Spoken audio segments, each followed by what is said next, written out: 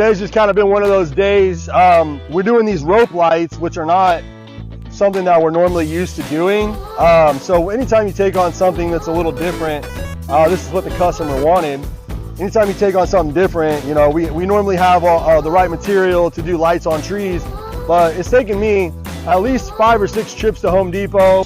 Lasted us one day, and it's broke, and this just kind of frustrating. You gotta stop in the middle of the job and go get another one, and you're hoping this one doesn't break, and you're also like, how did it break in one day? I mean, we're just shooting it into wood, but it's part of it. So to find the right material to keep these lights up looking good all year long, and we get a lot of severe storms here in Florida and things like that, so you know they got to be up here good, and it's just been a tough job.